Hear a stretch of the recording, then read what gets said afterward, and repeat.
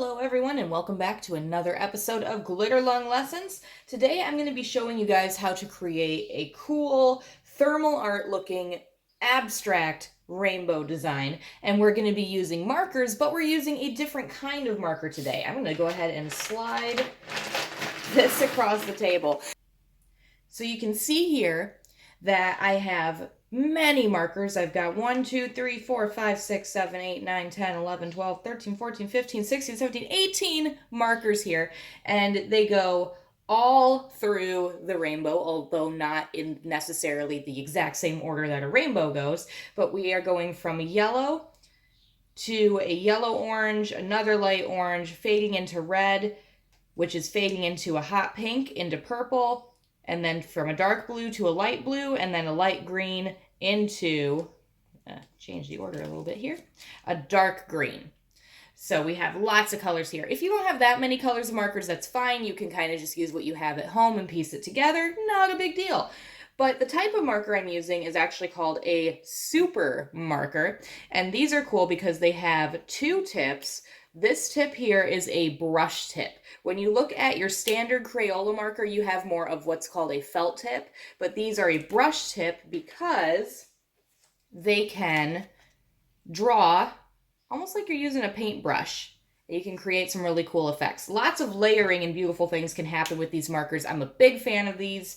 No one is paying me to say that or endorse that. I just really like these markers, and you can get them on Amazon in a pack of 100 for about $40. So they're not super unreasonable if you want to buy some for yourself at home. All right, well, enough chitter chatter about the markers. We're going to go ahead and get into the lesson. Okay, so I have my paper and I've got a pencil out. What I need to do is I need to create kind of an abstract organic shape. So I'm going to very lightly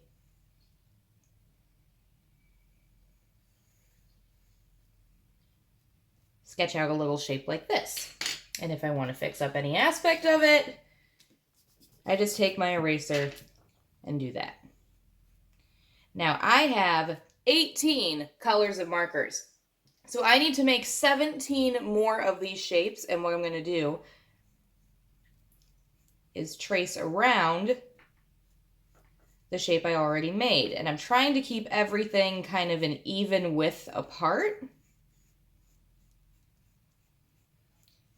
And I'm going to go ahead and speed up the camera to do the rest.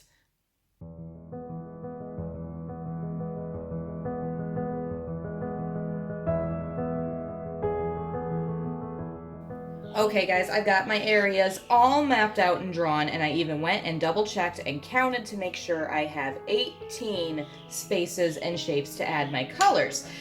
Every single space is only going to have one color in it. So looking at my markers here that I showed you earlier, I have them all lined up the way I want them, and I'm going to start with my lightest color, which is this yellow, color in the center, and then work my way out, keeping everything in order.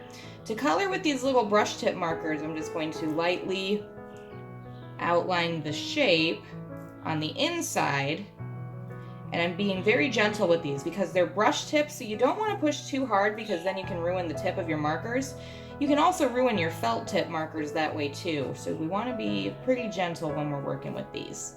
But then I'm just going to go ahead and fill that shape in.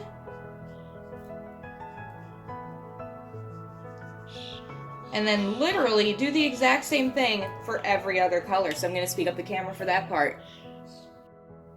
All right, folks, we did it. We created this really cool, really interesting rainbow thermal looking abstract design using our markers and multiple shades of our markers for the rainbow. I cannot wait to see what yours looks like. Please feel free to take a picture of it and email it to me at glitterlunglessons@gmail.com.